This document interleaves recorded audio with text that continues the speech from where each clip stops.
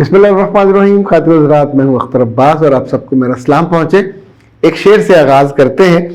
حالت جنگ میں آداب خور و نوش کہاں. عباس تابش کا یہ شعر ہے اور بڑا مزے کا ہے. حالت جنگ میں آداب خور و نوش، کھانے پینے کے آداب کہاں، اب تو لقمہ بھی اٹھاتا ہوں تلوار کے ساتھ. اچھا، شاعر کا اپنا انداز ہوتا ہے. اس وقت ذہنی اس کی سطح کہاں ہوتی جب اس نے یہ کہا ہوگا کہ حالت جنگ میں تو ادب آداب باقی نہیں رہتے. انہیں تلوار سے لقمہ اٹھانا کافی گستاخی والا معاملہ سمجھا جاتا ہے.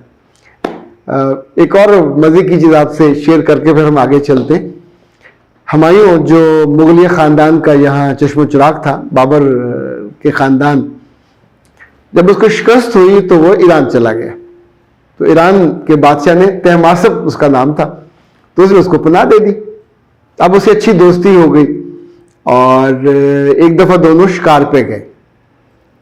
شکار پہ جب پہنچے اور اس کے بعد تھوڑا بیچ میں آرام کا وقفہ آیا ہوگا تو ایک قالین بچھایا گیا. تو ایک سائڈ پہ طہماسب بیٹھا، جہاں ہمایوں بیٹھا وہاں قالین کا کوئی کونا اس کو ملا، میسر آیا، جگہ کم تھی تو ایک اس کا جو گوڈا یا گھٹنا تھا وہ قالین پہ نہیں تھا. تو اس کا جو ایک سپاہی وہ بھاگا، اس نے اپنے جو ترکش کا کور تھا اس کو تلوار سے پھاڑ کے لا کے اس کے گوڈے کے نیچے رکھا. اچھا، یہ منظر بہت شاندار تھا. یہ جو کہتے ہیں نا شاہ سے زیادہ شاہ کے وفادار، ویسے تو اس کیٹیگری میں آتا ہے. تو طہماسب نے حیرت سے دیکھا اور کہا ایسے شاندار جانثار تمہارے پاس تھے تو پھر ہندوستان تمہارے ہاتھ سے کیسے چلا گیا. تو ہمایوں نے جو جواب دیا، اس نے کہا یہ بات درست ہے کہ ایسے جانثار مجھے میسر تھے، لیکن بھائیوں کی آپس میں رقابت نے مجھے یہ دن دکھایا کہ ہندوستان ہاتھ سے نکل گیا. تو اس نے کہا کہ اور وجہ بھی رہی، وہاں کتنی طرح کے لوگ تھے. تو ہمایوں نے کہا دو طرح کے لوگ تھے. ایک تو افغان یعنی جو غیر ملکی تھے، اس میں ترک بھی تھے، افغان بھی تھے، ایرانی بھی تھے، اور دوسرا راجپوت. تو راجپوت غیر مسلم تھے. تو ہمایوں نے کہا کہ اصل میں نان مسلمز اور اس طرح کے لوگوں سے میں ڈیل نہیں کر پایا. تو تب طہماسب نے بہت شاندار اس کو مشورہ دیا جو ہمایوں سے تو نہیں ہوا. البتہ اکبر نے اس پہ عمل کیا اور اکبر اعظم بن گیا. اس نے کہا جب تمہیں اللہ موقع دے اختیار میں آنے کا، اقتدار میں آنے کا، تو تم ایسا کرنا کہ افغانوں کو تجارت میں لگا دینا، اور یہ جو راجپوت ہیں ان کے ساتھ بہت محبت کا اور عزت کا سلوک کرنا. خاطر حضرات، یہ جو لوگ مشورے دیتے ہیں اور بڑے لیول پہ اور بڑی عقل اور سمجھ کے ساتھ، ایک مشورہ بلوچستان کے سرداروں سے ڈیلنگ کے بارے میں بھی دیا گیا، یہ انگریزوں نے دیا تھا کہ ان کے ساتھ مسئلہ پیسے کا نہیں ہے، انہیں عزت دو گے تو یہ تمہارے ساتھ رہیں گے.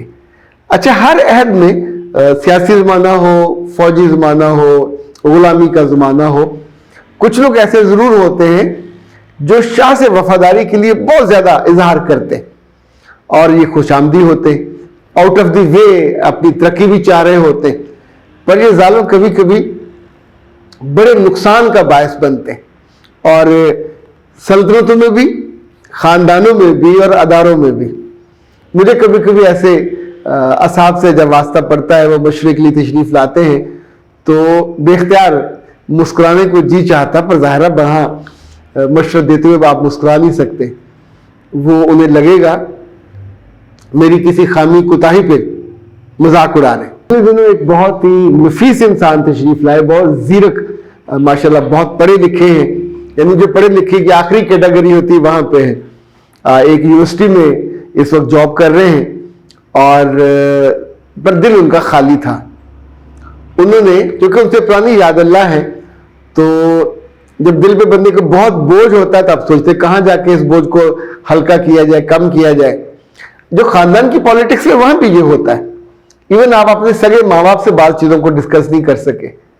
تو انہوں نے، جن کا نام آپ یوں سمجھیں کہ ڈاکٹر ABC تھا، انہوں نے یہ کہا کہ یار میں تمہاری عقل اور دانش اور اس کا بڑا قائل ہوں، تو تمہارے ایک دو کورسز بھی میں نے کیے. میں نے پوچھا کون سے؟ تو انہوں نے کہا کہ تم کو تو میں نے نہیں بتایا لیکن وننگ لائن پہ کون پہنچاتا ہے وہ میں نے کیا, اور وہ جو ہے خود جانیے خود کو مانیے خود کو وہ بھی میں نے کیا, اور دے آر ونڈرفل امیزنگ, یہ ان کے الفاظ تھے.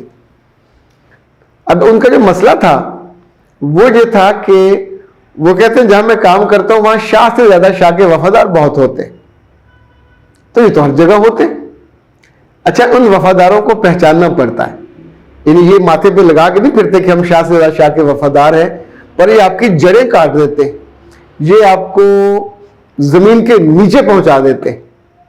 اور اس وقت پھر آپ کو غصہ جو آتا ہے, ویسے تو کسی نے عربی میں بڑا خوبصورت قول کہا جاتا ہے کہ جو غصہ ہے شروع میں تو آپ کے لیے ایک دیوانگی والی کیفیت لاتا ہے اور آخر میں شرمندگی لے کے آتا ہے, پر انسانوں پہ غصہ تو آتا ہے. انہوں نے کہا کہ میں جہاں کام کرتا ہوں بڑی وفاداری سے کرتا ہوں, تو اس وفاداری میں جو ادارے کی کمی بیشی ہوتی ہے میں اس پہ اظہار کرتا ہوں, چاہے میٹنگ ہو چاہے چار دوست بیٹھے ہوں, اور یہ اظہار یا میری وفاداری میرے لیے گالی بن جاتی ہے. تو میں نے ہنستے ہوئے ان سے کہا کہ اللہ کے بندے, جو وہاں تمہارے آس پاس ہوتے ہیں وہ تم سے زیادہ سمجھدار ہیں. وہاں آپ کو حق گوئی کے لیے نہیں رکھا گیا, یعنی جو اس ادارے کا مالک ہے یا اس ادارے کا سی او ہے یا اس ادارے کا ریکٹر ہے, اس کے اپنے مقاصد ہیں, اس نے ادارہ اپنے لیے بنایا ہے. تو آپ کو کسی ایک سیگمنٹ کا انچارج بنایا, کسی ایک جگہ ڈین بنایا یا ہیڈ بنایا, تو آپ اس کام کو سنبھالو نا. آپ اس کو وہ مشورے کیوں دینے لگ جاتے ہو جو شاہ سے زیادہ وفاداروں کے دینے کے ہوتے ہیں؟ آپ خوش آمدی نہیں ہو, آپ کبھی خوش آمدی بن نہیں سکتے. اور یہ جو ٹریٹ ہے آپ کی جس میں آپ آداب جنگ بھول جاتے ہیں اور تلوار سے ہی نقمہ اٹھانے لگ جاتے ہیں, یہ تو آپ کے لیے بہت مسئلہ کریٹ کرے گا. انہوں نے کہا 2 جگہ سے میں نکالا جا چکا ہوں, میں تیسری جگہ پہ ہوں. یعنی اتنی علم اور فہم اور ایک بہت اچھے پروفائل کے باوجود 2 جگہ سے صرف اس لیے. تو پھر انہوں نے ایک جگہ کا بتایا کہ ایک جگہ تو یہ لطیفہ ہوا کہ وہاں کے رجسٹرار نے اور 1-2 ڈینز نے مجھے بلایا اور بلا کے کہا کہ ہم نے سنا ہے آپ بہت سمجھدار اور حق گو ہیں. کہاں؟ ان کا تم نے کوئی ریکٹر صاحب کے بارے میں بات کی, اگر کچھ باتوں پہ ہم بھی تنگ ہیں, تو اگر تمہاری بات میں دم ہوا دلیل ہوئی تو ہم بھی ان سے بات کریں گے, یا ہم بورڈ سے بات کر سکتے ہیں, بورڈ آف گورنرز کی کبھی میٹنگ ہوا وہاں بات رکھ سکتے ہیں. کہنے لگے کہ میں نے اپنا دل کھولا, اپنی زبان کو دراز کیا, اور جو جو میرے دل میں تھے وہ سب ان کو بتا دیے. اور ٹھیک 1 گھنٹے کے بعد ڈاکٹر صاحب کا فون آیا کہ چائے پہ میرے پاس آ جائیے. تو جب چائے پہ وہ وہاں پہنچے تو انہوں نے کہا کہ آپ کو بڑے ہم سے گلے شکوے؟ اس نے کہا نہیں مجھے سر آپ سے کوئی گلہ شکوہ نہیں ہے. تو اس نے کہا نہیں کہیں آپ نے اظہار کیا ہے. تو سوچے بڑھ کے سر میں نے کسی اسٹوڈنٹ سے بات بھی نہیں کی, کسی کلاس میں بات بھی نہیں کی. تو ڈاکٹر نے کہا اوکے کوئی مسئلہ نہیں, لیکن آپ کے جو دل میں ہے انفیکٹ آپ پھر ٹیم چل نہیں سکتی. کپتان کی تو ماننی ہوتی ہے, کپتان کے ساتھ چلنا ہوتا ہے اور کپتان کو فالو کرنا ہوتا ہے. تو آپ بس پھر آپ سے معذرت ہی ہم کر سکتے, چونکہ آپ کا دل جتنی دیر ہم رکھ سکتے تھے ہم نے رکھ لیا, لیکن انفیکٹ آپ سسٹم میں ہوں اور وہاں آپ تلوار نکال کے اسی کے خلاف شروع ہو جائیں کہ جو اس کا ہیڈ ہو. خاطر حضرات یہ غلطی نئی شادی شدہ لڑکیاں اپنے گھر میں جا کے اپنی ساس کے خلاف کرتی ہیں, اور بعض جگہ جو شادی شدہ مرد ہیں وہ اپنے سسر اور سسری ان کے خلاف تلوار نکال کے شروع ہو جاتے ہیں. تو اے سمجھدار لوگوں, بلکہ اے ناسمجھ لوگوں, دنیا میں 2-3 طرح کے لوگ ہیں. نہ تو کبھی شاہ سے وفاداری میں اتنے ہو جائیں کہ لوگ آپ کا مذاق اڑانے لگیں کہ خوش آمدی ہے شاہ سے زیادہ وفادار, پر نہ کبھی اتنے سنسیئر بن جائیں کہ جو کام آپ کا نہیں ہے, جس کام کے لیے آپ کو نہیں رکھا گیا, آپ کو تنقید کے لیے نہیں رکھا گیا, آپ ان کے ایڈوائزر نہیں ہو, آپ ان کے کنسلٹنٹ نہیں ہو, آپ ان کے مینٹور بھی نہیں ہو, ملازم ہو. تو جب کسی جگہ ملازم ہے تو اپنی پھر پوزیشن کو پہچانیے, اپنے رول سے مت نکلیے. جب بھی کوئی اپنے رول سے نکلتا ہے تو انفیکٹ وہ بے عزتی کو دعوت دیتا ہے, وہ عدم تحفظ کو دعوت دیتا ہے, وہ اپنے لیے دوسروں کی نگاہوں سے گرنے کا سامان پیدا کرتا ہے. تو جو لوگ تھوڑا عقل کے کھیتوں کے آس پاس سے گزرے ہوتے ہیں یا جن کا عقل کے علاقہ سے کوئی تعلق رہا ہوتا ہے, وہ یہ نادانی نہ سنسیریٹی کی بنیاد پہ نہ عقل اور فہم کی بنیاد پہ، نہ ادارے کی خیر خواہی کی بنیاد پہ. ادارہ جس کا ہے اسی کا ہے، بورڈ بھی اسی کا ہے، چیئرمین بھی اسی کا ہے، سی او بھی اسی کا ہے، جتنے بڑے عہدے ہوتے ہیں سب اسی کے ہوتے ہیں، اسی کے وفادار ہوتے ہیں. تو جب آپ اس طرح کی کوئی نادانی کرتے ہو، جہاں جاب کرنی ہے چپ رہنا سیکھیں. جو آپ کو کام دیا گیا ہے وہ بولنا چاہیے، آپ کم بولیں.